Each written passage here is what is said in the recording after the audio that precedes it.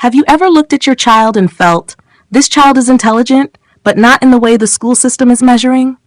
Maybe your child is not the loudest in class. Maybe your child does not always enjoy textbook learning. Maybe your teenager thinks deeply, observes silently, questions everything, or suddenly becomes brilliant only when the subject feels meaningful. And then you wonder, is my child confused, distracted, lazy? Or is their intelligence simply being misunderstood? Today, I want to take you into an actual intelligence mapping case study. I will use an imaginary name for privacy. Let us call this young person George. George's chart shows Aquarius Ascendant, Mars in Aquarius in the first house, Moon as Atmakaraka in Taurus in the fourth house with Rahu, Saturn as Atmakaraka in Gemini in the fifth house, Sun, Jupiter, and Venus in Leo in the seventh house, Mercury in Virgo in the eighth house, and Ketu in Scorpio in the 10th house. Now, if you are a parent, do not worry about memorizing every placement. What I want you to understand is this. Planetary placement becomes the diagnostic engine. It does not just say, this child is intelligent. It asks something far more precise. What kind of intelligence is this child carrying? Does the child think through emotion? Does the child think through systems? Does the child think through people? Does the child think through design? Does the child think through hidden patterns? Does the child think through movement, language, research, nature, or meaning? And once you know that, you stop forcing the child into the wrong lane. You stop asking a fish to climb a tree. You stop asking a deep researcher to behave like a superficial performer. You stop asking a systems thinker to survive in meaningless memorization. You stop asking an emotionally sensitive child to compete in a cold, pressure-driven environment without purpose. That is why this system of intelligence mapping is so powerful, because it is not based only on marks. It is not based only on school performance. It is not based only on what society currently calls success. It reads the deeper wiring. It reads the child's cognitive rhythm. It reads the emotional fuel behind learning. It reads the natural intelligence signature through planets, signs, houses, karakas, and conjunctions. And in George's case, the message is very clear. This is not a one-dimensional child. This is not only a science child. This is not only an arts child. This is not only a communication child. This is a human systems intelligence profile. This is the child who can understand systems and people together.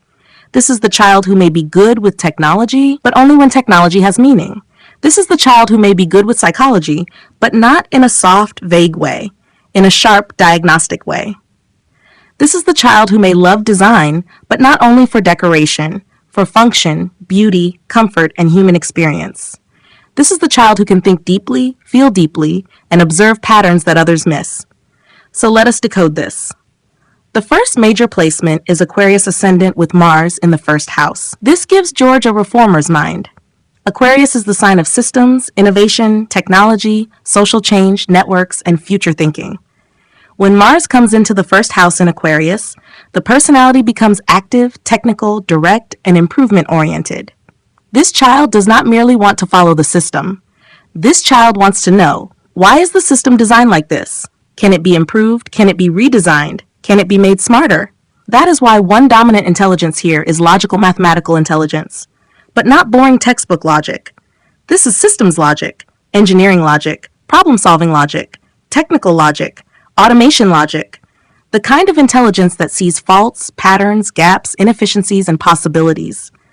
George may not always enjoy passive classroom learning, but give this child a system to fix, a model to understand, a machine to analyze, a coding structure to decode, a data pattern to investigate, or a real-world problem to solve, and suddenly the intelligence wakes up. That is the first point parents must understand. Some children do not become intelligent because you pressure them. They become intelligent when the right kind of problem activates their natural planetary engine. Now, the second major placement is Moon as Atmakaraka in Taurus in the fourth house with Rahu. This is the soul placement. The Atmakaraka shows the soul's deep desire, the core lesson, the inner hunger. Moon as Atmakaraka means George's soul is deeply emotional, receptive, sensitive, memory-based, and environment-aware. Placed in Taurus, this emotional intelligence needs stability, beauty, comfort, sensory grounding, food, music, nature, home, peace, and tangible security. Placed in the fourth house, it becomes even more powerful because the fourth house is the house of inner peace, emotional foundation, education, home, mother, psychological comfort, and the heart. So this child's intelligence is not only in the head, it is in the emotional body. It is in the atmosphere. It is in the environment. George will learn better when the setting feels safe. George will think better when there is emotional stability. George will connect more deeply with subjects that feel meaningful, comforting, beautiful, useful, or rooted in real life. This is where naturalist intelligence and emotional intelligence become important. Moon in Taurus in the fourth house can make a child deeply connected to nature, land, plants, food, comfort, music, space, interiors, home, and the emotional quality of an environment. Add Rahu to Moon and the emotional radar becomes amplified. This child may absorb moods quickly. This child may sense tension before anyone says anything. This child may be affected by the home environment, school atmosphere, peer energy, and emotional tone of teachers. So, if George seems distracted, do not immediately label it as lack of intelligence. Ask instead, is the environment supporting the intelligence or disturbing it? Because for this chart, the environment is not background. The environment is part of the learning system. Now let us look at the career intelligence marker.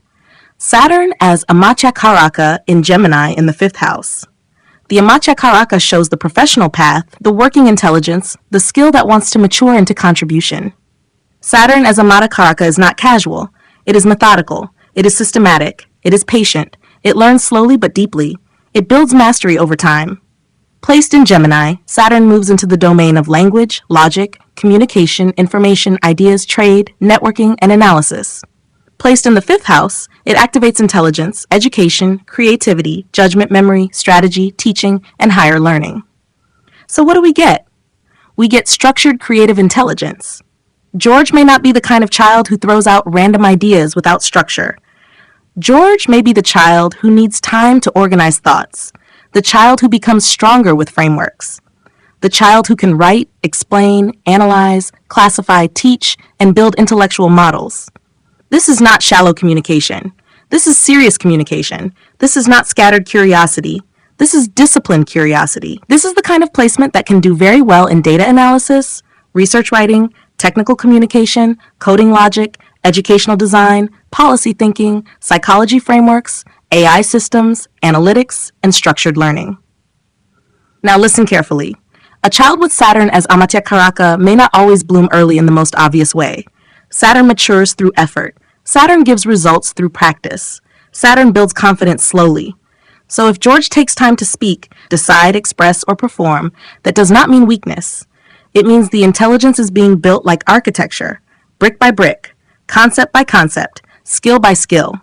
And when this child matures, the output can become extremely reliable. Now we come to a powerful public intelligence signature, Sun, Jupiter, and Venus in Leo in the seventh house. This is a major placement. The seventh house is the outside world. It is people, partnership, public interaction, clients, audience, collaboration, contracts, and social response. Leo is the sign of visibility, leadership, dignity, creativity, teaching, authority, and self-expression. Now put Sun, Jupiter, and Venus there. What does that create? It creates a child who is not meant to remain hidden forever. George may need privacy and emotional safety. Yes. George may need time to process, yes. But there is also a strong public-facing intelligence. Sun gives leadership, Jupiter gives wisdom, teaching, mentoring, guidance, and moral perspective. Venus gives aesthetics, charm, design, harmony, and creative expression. Together they create interpersonal intelligence and visual spatial intelligence. George can understand people. George can connect ideas to people. George can present beautifully. George can lead with warmth. George can teach, advise, guide, perform, design, counsel, or influence.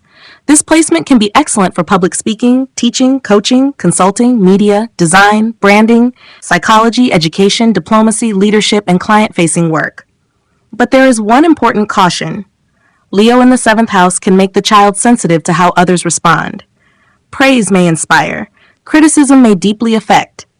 So the parent must teach George not to become dependent on applause. The lesson is not, Perform so people approve of you.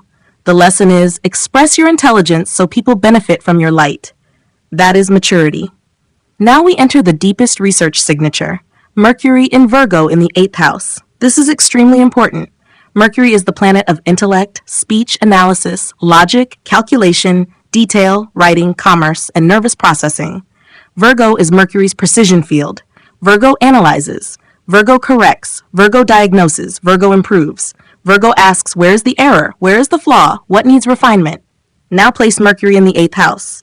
The 8th house is hidden knowledge, secrets, psychology, transformation, research, occult sciences, crisis, inheritance, trauma, mystery, death, and rebirth.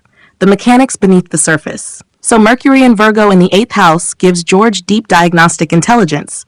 This child may not be satisfied with surface answers. They may ask uncomfortable questions. They may want to know what is hidden behind behavior. Why do people act this way? Why does the system fail? Why does the body react this way? Why does the mind repeat patterns? Why does a machine break?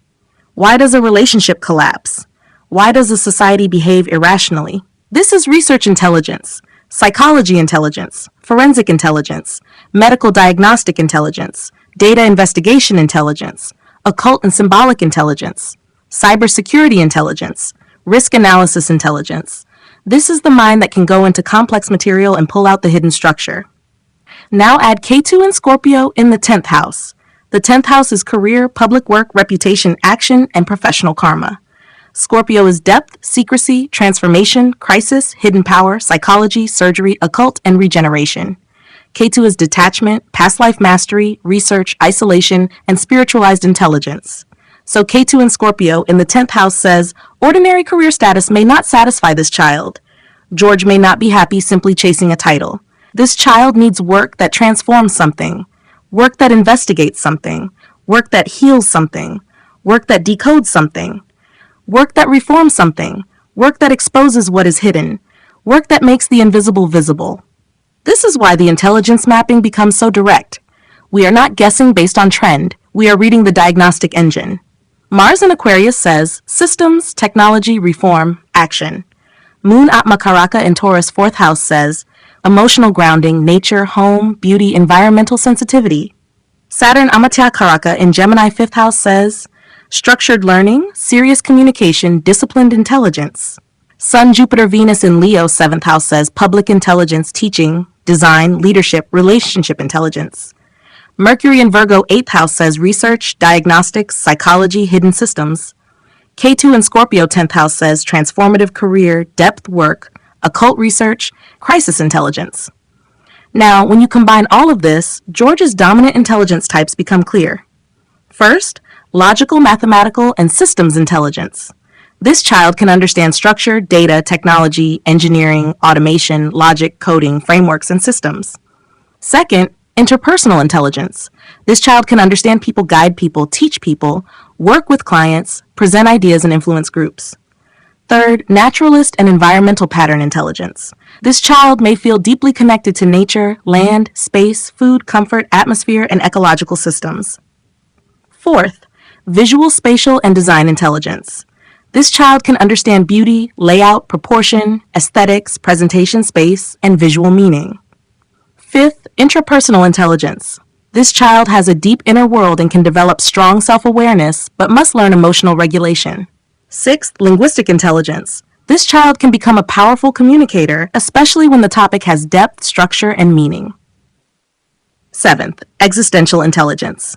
This child will ask big questions: purpose, suffering, transformation, meaning, hidden truths, spiritual systems, and life direction.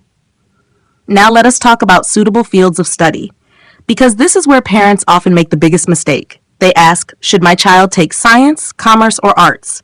That question is too small. For a child like George, the better question is, which field allows multiple intelligences to work together? Because this child is interdisciplinary. The first excellent path is psychology with research or data analytics. Why? Because Moon gives emotional sensitivity. Mercury in the 8th gives psychological depth. Saturn in Gemini gives structured frameworks. Ketu in Scorpio gives hidden pattern research. This can lead to psychology, counseling, behavioral science, psychometrics, cognitive science, trauma studies, neuropsychology, or human behavior research. The second powerful path is UX research and human-centered design. Why? Because Aquarius gives technology, Venus gives design, Jupiter gives user meaning, Moon gives emotional comfort, Mercury gives detail and testing. This child may enjoy understanding how people interact with apps, products, spaces, services, educational tools, or digital platforms. The third path is data science, AI, or technology with human or social application. Not dry coding for its own sake, but AI for healthcare, data for psychology, technology for education, analytics for environment, automation for human improvement, cybersecurity for hidden risk detection. That is where George's intelligence can become powerful. The fourth path is environmental science, sustainability, climate analytics, food systems, urban ecology, or agriculture technology. Why? Because Moon in Taurus' fourth house connects the soul to land, stability, nature, and comfort. Aquarius wants reform, Virgo wants analysis, Scorpio wants hidden systems. This can become a beautiful path where science meets the earth.